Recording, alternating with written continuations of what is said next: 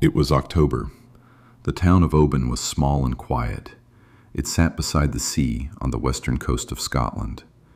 Every morning the smell of fish came from the harbor. Every morning the fishermen started their work before the sun came up.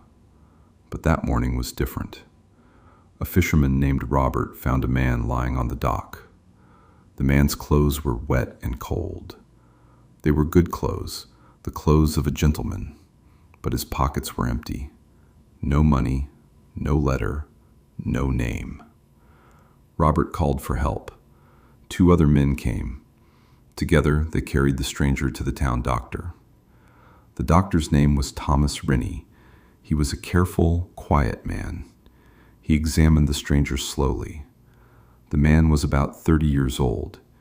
His hands were soft, not the hands of a worker. There was an old scar on his right shoulder. A bullet had made it years ago. 3 of his ribs were broken, but slowly healing. For 3 days, the stranger did not speak. He barely ate. He only stared at the ceiling with tired, distant eyes. On the 4th day, he opened his mouth for the first time. "Where am I?" He spoke in English. His accent was clear and educated. Then he was silent again. Dr. Rennie stood at the door for a long time after that, thinking. The doctor's wife was named Sarah. She was a strong and practical woman, the kind of person who decided things quickly and did not change her mind easily. She wanted to help the stranger, and so she brought him into their home. Her husband did not argue. He had learned long ago that arguing with Sarah was a waste of time. One evening, she brought the man a bowl of soup and sat across from him at the small table by the window. "What is your name?" she asked. The man looked at his hands for a long time. "I don't know," he said at last. Sarah was not afraid. She was not even very surprised. She thought for a moment, then smiled. "Then I will call you Mr. Voss." It was a name from an old book she had read. The man looked up at her. Then, for the first time since Robert found him on the dock, he laughed. It was a deep, real, unexpected laugh. Then he stopped. He looked surprised at his own voice, as if the sound of it was strange to him, like hearing a song he had almost forgotten. Weeks passed. Mr. Voss stayed in the Rennie house. Every day he helped with small tasks. He organized Dr. Rennie's medical papers. He translated old Latin documents for the local church. He spoke French well, too, fluently, without thinking about it. One evening, Dr. Rennie left a mathematics problem on the table as a quiet test. Mr. Voss solved it in 10 minutes. His answer filled 3 careful pages. Dr. Rennie stared at the pages for a long time. "Who taught you this?" he asked quietly. "I don't remember," Mr. Voss said, but his hands remembered. His mind remembered. Only his story was gone. The townspeople of Oban began to talk, as people in small towns always do. Who could he be? Where did he come from? Nobody had answers, but nobody was afraid of him either. He was polite. He was helpful. He never raised his voice, and every evening he sat by the window and looked at the water with an expression that nobody could fully read. One morning, a letter arrived from a lawyer in Edinburgh named Henry Drummond. It was short and precise. "I believe I may know the man you described.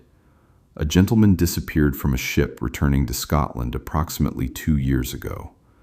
Please send a more complete description at your earliest convenience." Dr. Rennie was immediately excited. Sarah was more careful. She folded the letter and walked to the sitting room where Mr. Voss was reading by the fire. She handed it to him without a word. He read it slowly. Then he placed it on his knee and looked at the window. "Do you trust this?" Sarah asked him directly. He was quiet for a long time. The fire crackled. Outside, the wind moved across the water. "I don't know who I am," he said finally. So how can I know what to trust? Sarah nodded. She accepted this as an honest answer. She sent the letter that afternoon. Before Christmas, Drummond arrived. He brought a young woman with him. Her name was Eliza. She was in her mid-20s. She wore a long black coat, and her eyes were red, not from the long journey north, but from a long time of private sadness that she carried carefully, like something breakable. Sarah showed them into the sitting room. Mr. Voss was at the table, writing. Eliza walked in. She stopped. She looked at him. He looked up. He looked at her. Nobody moved. The silence in the room was full and heavy. Dr. Rennie, who was standing near the door, wrote about this moment many years later in his private notebook. He said he never forgot it. In that look between two people, he saw something he could not fully explain, something like recognition and something like fear, as if both of them had found exactly what they had been searching for and were suddenly not sure they were ready for it. "Are you James?" Eliza asked very quietly. Mr. Voss did not answer. Eliza did not look away. "I am looking at you," she said, "and I honestly don't know." That evening, Drummond told the full story at dinner. The candles burned low as he spoke, and nobody interrupted him. The missing man's name was James Calloway.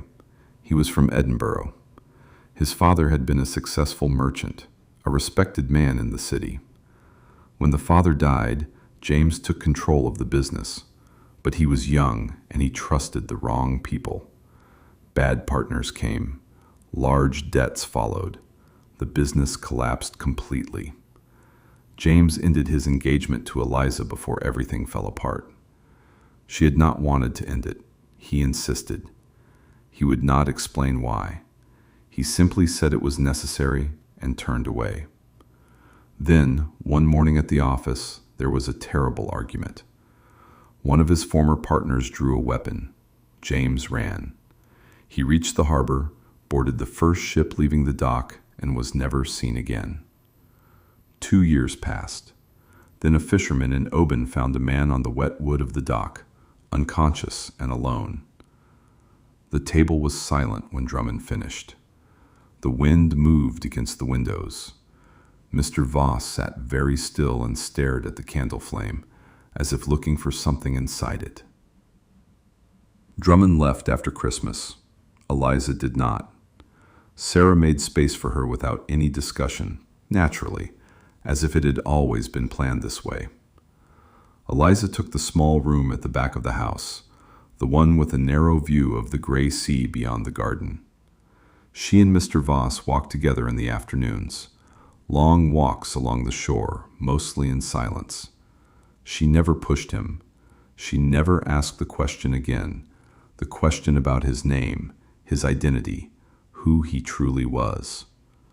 Once, Dr. Rennie saw them from a distance, sitting on the rocks above the water. The man was talking. Eliza was looking at the sea. They were not close together, but they were clearly together. The way that people who have known each other for a very long time can sit without touching and still seem deeply connected.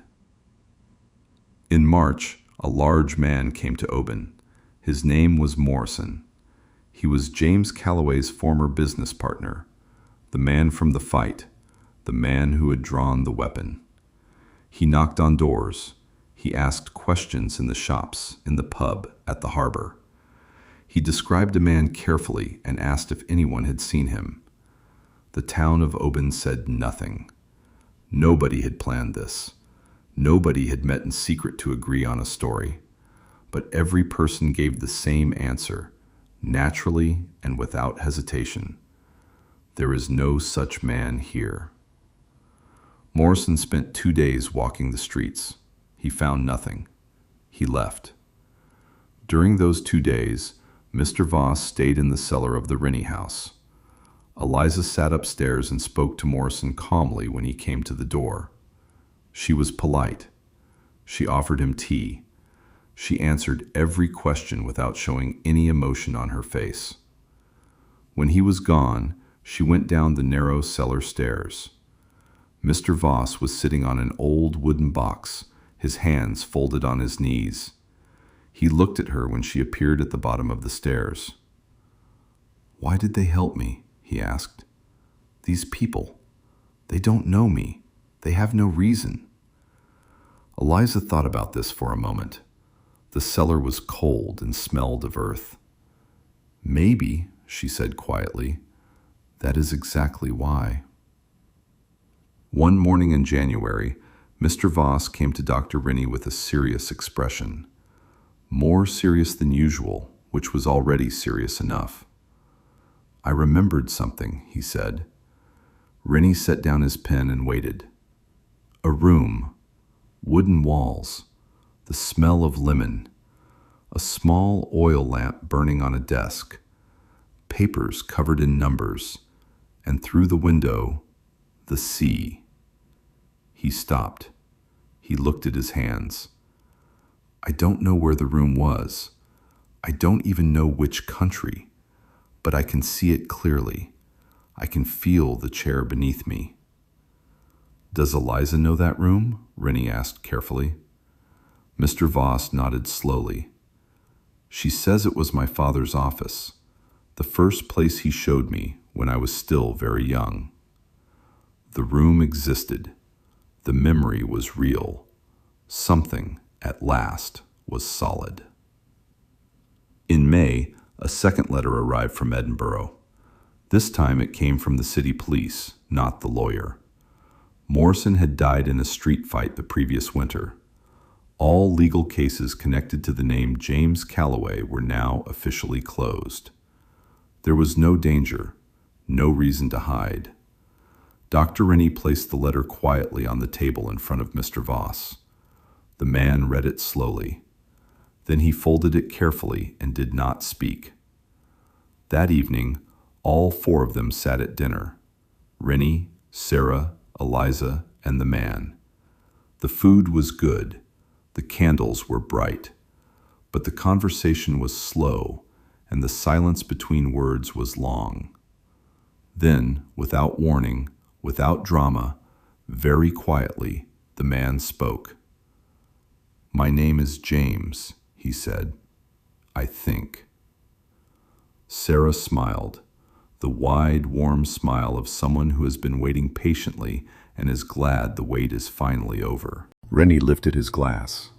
Under the table, unseen by anyone, Eliza touched James's hand. Just for a moment, just once. Gently. In the summer, James and Eliza returned to Edinburgh. They did not say much at the harbor. Sarah hugged Eliza for a long time. Rennie shook James's hand and then, in a gesture that surprised them both, held it a moment longer than necessary. They watched the boat until it disappeared into the gray morning haze. Then Sarah put her arm through her husband's, and they walked home together without speaking. "Will they come back?" Sarah asked when they reached the door. "I don't know. Maybe," said Rennie. "They can," said Sarah simply. "The door is open." That night, Rennie opened his leather notebook and wrote the final lines about the man from the sea. He kept the notebook for the rest of his life. After he died, his daughter found it on his desk and read every page. The last entry said this: "We never truly knew who this man was. Perhaps, in the end, he did not fully know either. But every morning he sat at my desk and worked. Every evening he walked beside Eliza at the water's edge. Every night he looked out at the sea from his window in the quiet dark, searching for something he could not yet name. He was here. He was entirely real.